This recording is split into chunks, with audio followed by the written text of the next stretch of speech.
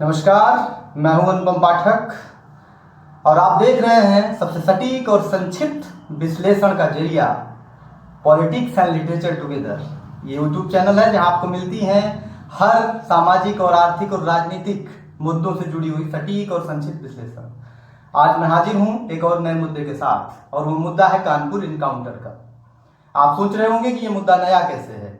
मैं जो बातें करने जा रहा हूं वो बिल्कुल नहीं है। मैं पिछले कुछ दिनों से सोशल मीडिया को ऑब्जर्व कर रहा हूं, मैंने यूट्यूब को देखा और भी बहुत सारे जो सूचनाओं का माध्यम है वहां पर देखा। दो चीजें इस समय बिल्कुल तैरती हुई नजर आ रही हैं, कानपुर इनकाउंटर और दूसरी तरफ विकास दुबे। बच्चे बच्चे की जुबान पर, युवा युवा की जुबान पर, बूढ़े बूढ़े की जुबान पर आपको विकास दुबे का नाम सुनने को मिल जाएगा और कानपुर इनकाउंटर का नाम सुनने को मिल जाएगा।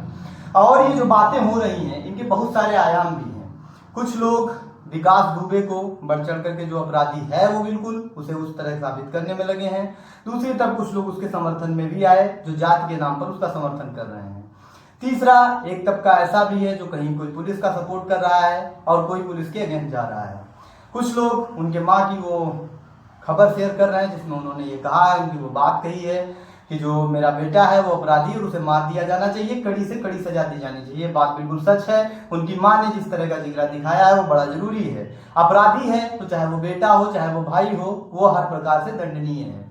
तो उनके माँ की हम बात का सम्मान करते हैं। उनके पिता ने भी इसी प्रकार की टिप्पणी की है।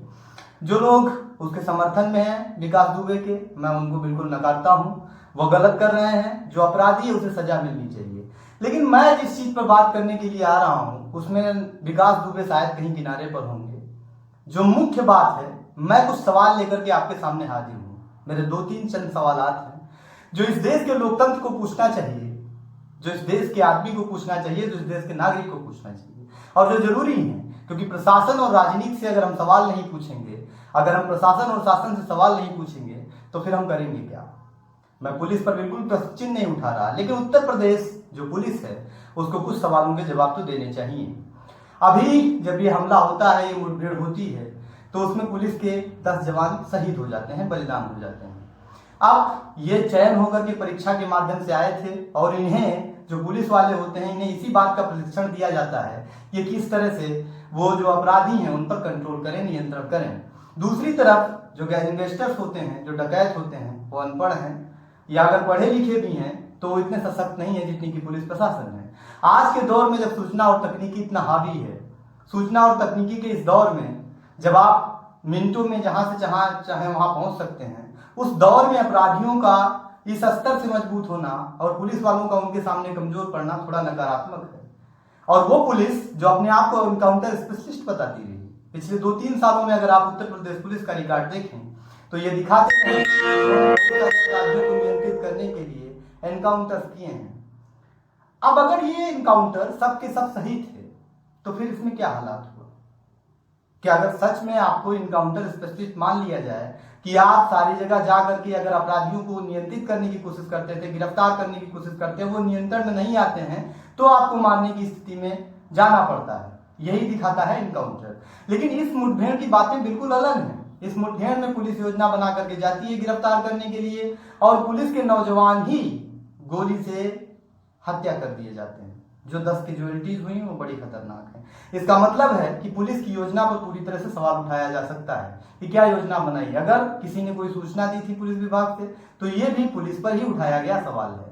और जो दूसरा बड़ा सवाल है वो इस बात का है कि जब कभी इंडियन फिल्म आप देखेंगे तो उसमें जो सनी देओल बात कर रहे होते हैं कि एक चकला चलाने वाला देखते देखते सरकार चलाने वाला बन जाता है, तो इसकी जिम्मेदार जानते कौन है।